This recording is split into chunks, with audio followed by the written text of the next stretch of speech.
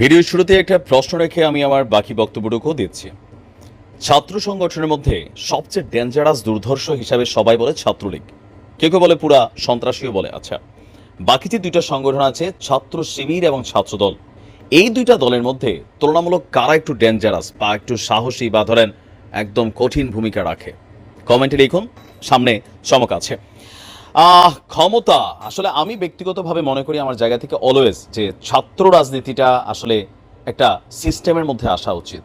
ছাত্রলীগেও হাজার হাজার মেধাবী তরুণ নষ্ট হয়েছে এই শুধুমাত্র ক্ষমতাকে কেন্দ্র করে। আজকে নতুন সরকার এখনো ক্ষমতায় বসে নাই, অন্তর্বর্তী সরকারই আছেন, কিন্তু ইতিমধ্যে বিভিন্ন জায়গায় নানান ঘটনা ঘটছে। তবে this is the first time আমি ছাত্র শিবির নিয়ে এই ধরনের বক্তব্য দিচ্ছি। বিভিন্ন জায়গায় শিবিরের কমিটিগুলো সামনে আসা শুরু হয়েছে। ছাত্রদল তো আগে থেকে ছিল, তারাও তাদের অ্যাক্টিভিটিস শুরু করছে। এরই মাঝখানে চট্টগ্রাম কলেজে আপনার দ্য ইন্ডিপেন্ডেন্ট, যে নিউজটা করছে ইন্ডিপেন্ডেন্ট টেলিভিশনের শিরোনামের হেডলাইনটা হচ্ছে এরকম: চট্টগ্রাম কলেজে শিবিরের হামলায় ছাত্রদলের 5 কর্মী আহত। এখন শিবিরের যারা ভাইটাই আছেন, এমনি তো দেখতে মনে হয় শান্তই, সুন্দর কথাবার্তা বলেন, তারা কি আসলে এতটা ভয়ানক যে একদম ছাত্রদলের 5 জনকে এই পরিমাণ অত্যাচার করছে? আর ছাত্রদলের তারা কি আসলে হাতে কি ছিল বা ঘটনাটা কি, আমরা যদি একটু দেখি। এই ঘটনা ঘটেছে আপনার গতকালকে বেলা 12:30টার দিকে চট্টগ্রাম কলেজ ক্যাম্পাসে। আহত ছাত্রদল কর্মীরা কারা?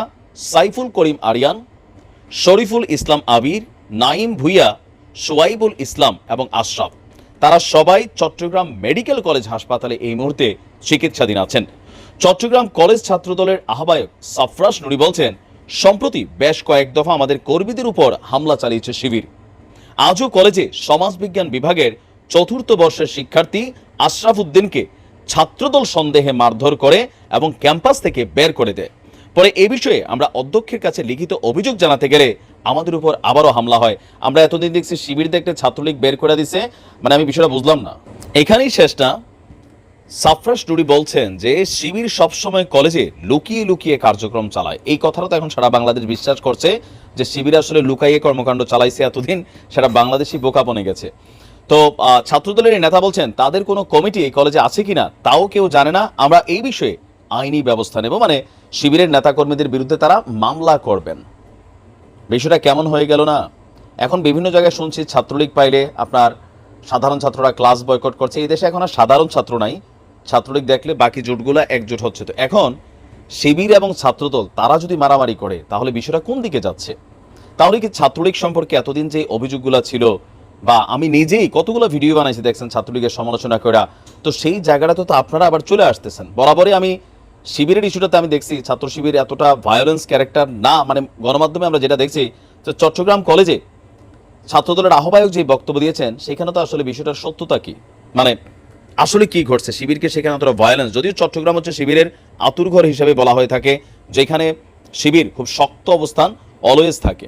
এখন বিষয়টা যদি এমন হয় যে ছাত্রদল সন্দেহ করলে মারবে, বিষয়টা কিন্তু উচিত না।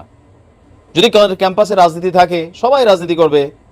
এখন ওই রাজনীতি যদি এমন হয়ে যায়, ছাত্রলীগ যেমন মনে করছে ক্যাম্পাসে অনলি ওয়ান একটা টিম থাকবে ছাত্রলীগ, বাকিদের দেখলে দৌড়াইবা, মারবা, পিটাইবা, কোনো বিচার নাই, পুলিশে না খবর দিয়ে দিবা শিবির বইলা, এটাই কিন্তু করছে ছাত্রলীগ, যার কারণে আজকের এই পরিণতি আসছে। এখন একই পথে যদি ছাত্র শিবির বা ছাত্রদল এরকম কর্মকাণ্ডে জড়িত হয়ে যায়, বিশেষ করে শিবিরের বিরুদ্ধে যে অভিযোগটা আসছে, এটা এই মুহূর্তে সঠিক না।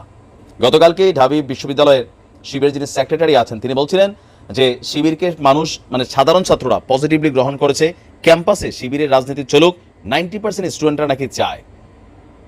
তবে চট্টগ্রাম বিশ্ববিদ্যালয়ের হিসাবটা কিন্তু বরাবরই আলাদা।